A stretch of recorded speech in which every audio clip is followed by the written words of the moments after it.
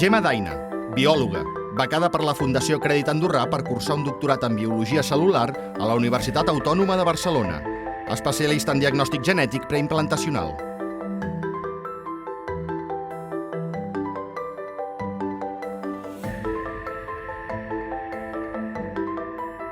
Montserrat Boada, biòloga, doctora en Biologia per la Universitat Autònoma de Barcelona, cap de la secció de Biologia del Servei de Medicina de la Reproducció de l'Institut Universitari de Xeus, presidenta de l'Asociación para el Estudio de la Biología de la Reproducción, ASEBIR. Estava fent la tesi. Vull dir que sap greu que no es mantingui, que es continuï.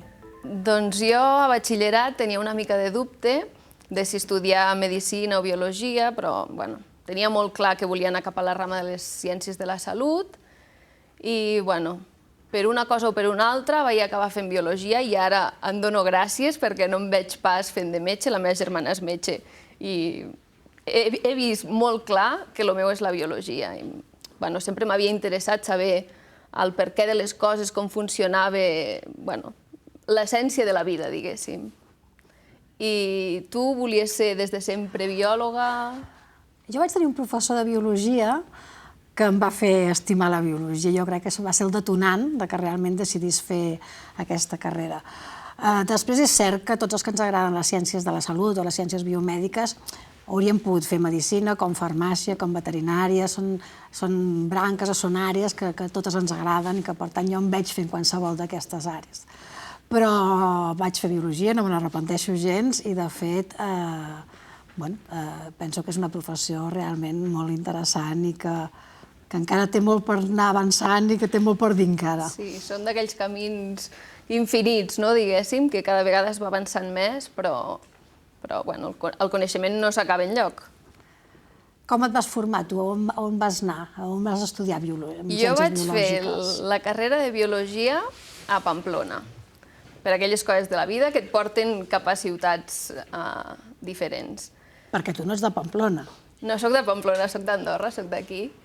I bé, vaig anar allà, vaig fer la carrera, després vaig fer bioquímica també, i quan vaig acabar la carrera me'n vaig anar a fer, a l'últim any vaig anar a fer un Erasmus a Londres i llavors vaig tornar. Allà em plantejava, sempre m'havia agradat molt la genètica, també em va passar una cosa similar, com sempre tenim profes que potser t'encaminen cap a un cert camí. I me'n recordo que, no sé si era tercer o quart d'ESO, vaig fer una assignatura de genètica, lo típic, l'herència mendeliana i així, i allà ja em va agafar com el coquet de la genètica. I llavors, tornant de Londres, vaig estar fent el màster de genètica a l'Autònoma, i el treball de recerca del màster ja el vaig fer amb diagnòstic preimplantacional, que va ser on vaig estar a la Universitat Autònoma i vaig començar a fer la tesi doctoral. A l'Autònoma de Barcelona? A l'Autònoma de Barcelona, sí. Llavors ja vaig anar cap a Barcelona i ja em vaig quedar allà, fins al dia d'avui. I tu vas fer la carrera on? Jo l'he fet també a la Universitat Autònoma, però explica'ns una mica més del que vas fer tu. Tu vas fer una tesi doctoral allà a la Universitat Autònoma sobre diagnòstic preimplantacional. Com és que vas escollir aquest tema? I, de fet, jo coneixo bastant bé la teva tesi perquè vaig formar part del teu tribunal, cosa que realment va ser molt gratificant. Explica'ns una mica més. Doncs, arrel del màster de genètica, jo me'n vaig assabentar que a l'Autònoma hi havia un grup de recerca que estava fent això del diagnòstic genètic preimplantacional. Què és? Què és el diagnòstic genètic preimplantacional? El diagnòstic preimplantacional consisteix en diagnosticar embrions obtinguts mitjançant tècniques de reproducció assistida. diagnosticar-los per malalties familiars hereditàries o altres desordres genètics que impliquin tant a nivell genètic com a nivell cromosòmic. I llavors la meva tesi consistia una mica en això. Llavors, pel diagnòstic fèiem servir, biopsiar, agafàvem uns embrions, que és això que veiem a la imatge. Això és un embrió a l'estadi de 8 cèl·lules. En aquest embrió se li feia un petit foradet a la coberta que el recobreix i s'extreu una de les cèl·lules. Llavors, aquesta cèl·lula és la que ens emportem després al laboratori i és la que analitzem genèticament.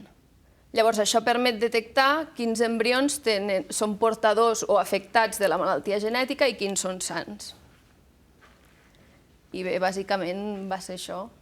I tu creus que és una tècnica experimental o bé penses que és una tècnica que cada vegada s'aplicarà més i que cada vegada tindrem més casos que s'hauran d'anar encaminant cap a aquest diagnòstic genètic? De fet, jo que treballo en medicina de la reproducció veiem com el diagnòstic genètic preimplantacional, que va començar fa pocs anys, ara ja comença a ser una realitat que cada vegada més ens dona millors resultats i millors possibilitats d'aconseguir un embaràs d'un nen a terme sa i sense aquests problemes genètics. Com ho veus tu? Quin és el futur?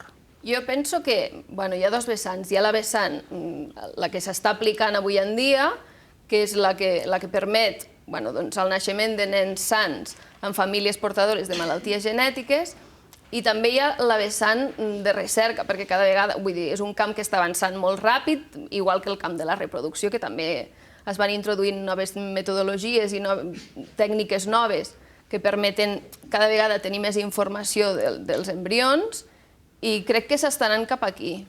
Però, jo crec que és totalment aconsellable en els casos en què es tracta d'una malaltia hereditària on la família està afectada i per evitar que els descendents tinguin l'afectació. Bé, em preguntaves on m'havia format jo, oi? Jo també soc de la Universitat Autònoma de Barcelona, de fet vaig estudiar allà ja la carrera i em vaig quedar fent la tesi doctoral també amb el departament que en aquells moments liderava el doctor Egozque, i era el Departament de Biologia Cel·lular, i vaig fer la meva tesi sobre microscopia electrònica. De fet, vaig començar a treballar amb material de fecundació in vitro, analitzant aquells òvuls, aquells embrions que no eren viables, i que així va ser com vaig també establir contacte, els meus primers contactes amb l'Institut de Xeus, que és on vaig començar a treballar i on encara estic treballant-hi ara. I el centre que tu treballes, l'Institut de Xeus, que és molt conegut per les tècniques que feu servir, quines creus que són les tècniques més utilitzades en el camp de la reproducció del teu camp? A veure, hi ha diferents tècniques de reproducció assistida, però tampoc es tracta de decidir quina s'utilitza a voluntat pròpia, sinó que hi ha unes indicacions clares per cada una d'aquestes tècniques. És a dir, quan una parella o quan una dona té problemes d'esterilitat, normalment es recorre a aquella més senzilla, aquella que pot portar una solució al problema, però sense anar a complicar massa el tractament. Així doncs, si es pot fer mitjançant una estimulació de l'ovulació o una inseminació artificial, que són les més senzilles, no cal recórrer a tècniques més complexes com seria la fecundació in vitro o el diagnòstic genètic preimplantacional. De totes maneres, cada cas és un món, s'ha de fer un estudi, s'ha d'estudiar no només a la dona, sinó també a la seva parella, veure quina és la causa d'esterilitat i en funció de les proves, en funció dels resultats, decidir quina seria la tècnica més adient per cada cas concret. I tu que ja portes anys en el camp... Uns quants anys en el camp, que t'han donat aquesta experiència, quins creus que han sigut els avenços més significatius que s'han produït en aquest camp? Home, n'hi ha hagut alguns que han marcat clarament una diferència. En els anys 90, quan es va començar a fer les tècniques de microinjecció espermàtica, és a dir, quan es va poder injectar un espermatozoide dins de cada un dels òvuls per afavorir la fecundació, això va ser un salt important perquè fins aleshores hi havia molta dificultat en els casos que tenien una patologia o una alteració seminal, és a dir, pocs espermatozoides de mala mobilitat. En aquests casos difícilment s'aconseguien fecundacions i per tant era molt més difícil aconseguir l'èxit.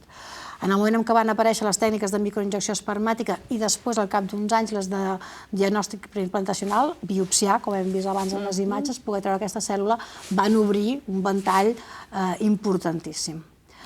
Més recentment, totes les tècniques de criobiologia, la conservació de gàmetes, d'oòcits, d'espermatozous, d'embrions. Això ha facilitat molt també, ha augmentat les probabilitats d'èxit i ha obert tot el camp de la preservació de la fertilitat, que és una altra també possibilitat que ens donen les tècniques de reproducció assistida. Clar, justament relacionat amb això, el tema de la preservació de la fertilitat suposo que també s'ha vist afavorit per la millora de les tècniques de criopreservació i de crioconservació. És que és una necessitat que ha sorgit en el moment en què hem vist que podem oferir, preservar, o intentar-ho, si més no, la fertilitat d'una persona quan aquesta persona veu que pot tenir algun factor que impedeixi que en un futur es pugui reproduir. Per exemple, estic pensant en aquells casos de malalts oncològics, dones que per una malaltia de càncer, de tipus oncològic, han de sotmetre's a tractaments de quimioteràpia o radioteràpia i per tant veuran afectada la seva fertilitat. Si són dones joves que pensen que en un futur es voldran reproduir, per exemple, doncs poder preservar els seus òvuls en una edat primerenca de manera que en un futur els puguin utilitzar és un fet molt important i que avui en dia s'està promovent cada vegada més. Sí, clarament és un avenç i és una esperança per a aquestes dones que potser pels tractaments als que estan sotmeses la seva fertilitat es veuria també afectada. Però també hi ha la vessant de la preservació de la fertilitat per motius socials.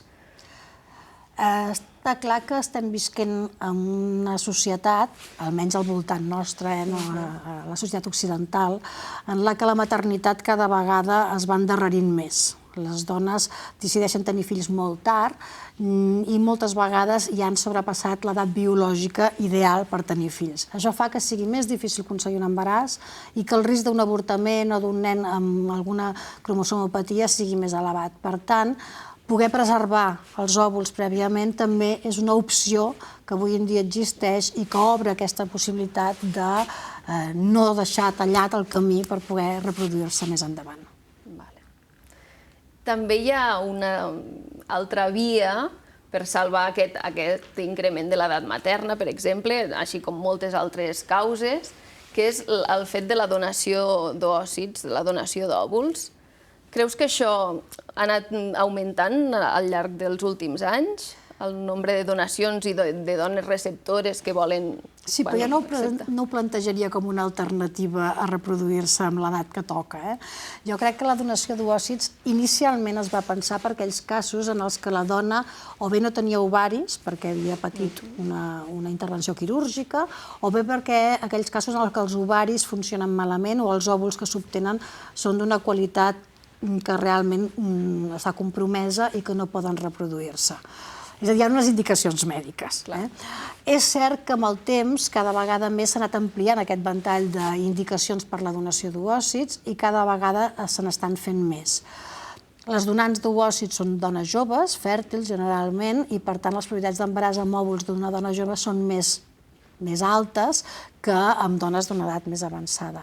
Però jo crec que l'increment de donació no ha sigut només per aquest motiu, sinó també perquè és cert que aquí al nostre país rebem molts pacients de fora també que venen a fer-se els cicles de reproducció assistida aquí, perquè els nostres centres treballen molt bé, però perquè també hi ha un marc jurídic i legal que permet utilitzar aquestes tècniques en situacions que en altres països, per exemple, no ho poden fer-ho. És una alternativa, però no és només el factor edat en aquest cas concret, sinó que hi ha altres indicacions que realment ho han fet que sigui així. I les últimes tècniques que han sortit ara, que està molt candent el tema, dels tests genètics, així, de screening de malalties a nivell, que s'han estudiant, o desenes o inclús centenars, com el veieu des del món de la clínica? Els veieu que són útils, aplicables? Mira, han sorgit recentment uns tests, unes proves, per tal de poder-les fer abans es diuen tests preconcepcionals, és a dir, quan una parella decideix que vol anar a tenir un fill, es poden fer aquestes proves que el que van a mirar és si són els progenitors, els pares, portadors d'alguna malaltia genètica, que el fet de coincidir els dos amb la mateixa podria donar lloc a un nen malalt, a un nen amb una patologia important. Són el que se'n diu medicina preventiva. El que s'està intentant fer ara és buscar aquelles proves que ens puguin ajudar a evitar que es produeixin noves malalties, nous problemes. I són candidats a utilitzar aquests tests, per exemple, qualsevol parella que s'ho volgués fer, però bàsicament tots aquells que ja van amb una reproducció assistida. I també els que han de fer servir gàmetes, òvuls o esperma de donant, ja que si tastem els donants també estem intentant evitar que pugui produir-se una nova situació adversa que ningú la desitja, i menys quan has d'anar a un centre de reproducció i a més has d'utilitzar un tercer, un donant. Són noves tècniques que s'estan començant a desenvolupar i que jo crec que tots just comencem en aquest camí de fer prevenció de malalties per evitar que puguin haver-hi problemes que un no espera. I això és una miqueta el que tenim més nou dins de l'àmbit de la reproducció assistida. Tu en aquests moments, des que vas acabar la tesi fins ara, amb què estàs treballant o què estàs fent? Bueno, des que vaig acabar la tesi vaig estar un temps fent un postdoc amb temes de RAIS, que també és una mica de screening del genoma, i després vaig estar buscant feina perquè es va acabar el finançament de les línies on estàvem fent la recerca principal, i ara mateix estic en una clínica de reproducció, la clínica de reproducció assistida de la Clínica Sagrada Família, i res, molt contenta, aprenent coses noves, començant en l'àmbit de la clínica, sobretot amb andrologia i així, però, amb moltes ganes d'aprendre, diguéssim, la vessant que em faltava, perquè sí que havia treballat amb embrions, però amb l'àmbit diagnòstic, però no en l'àmbit clínic. I què t'agrada més? La part de recerca o bé la part assistencial?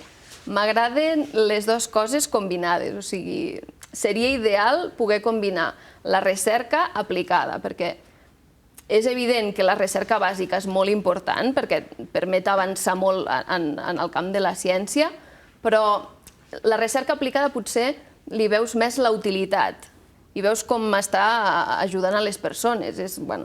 I ara que has tingut la possibilitat d'entrar en contacte amb els pacients, amb les parelles que tenen problemes de reproducció, com ho veus tu, com ho perceps? Encara hi ha aquest tabú i que anys enrere, quan vam començar nosaltres, doncs semblava que sí, que les parelles et deien que no ho explicaven ni a la seva família, ni als seus coneguts, ni a ningú. Ara jo crec que això ha canviat molt. Com ho veus tu? Jo crec que depèn molt de cada persona, però que cada vegada és menys tabú, perquè sobretot s'està fent una tasca divulgativa molt important que esteu fent, vosaltres, els que portem més temps. Els biòlegs més mediàtics, diguéssim, que us fan entrevistes als diaris, us fan entrevistes a les televisions i teniu aquesta oportunitat d'explicar a la gent el que feu. I cada vegada crec que s'estan normalitzant més aquestes situacions. Home, és evident que ja fa molts anys que es practica la reproducció assistida aquí al nostre país i que això també ha fet que cada vegada hi hagi més nens nascuts de tècniques de reproducció assistida.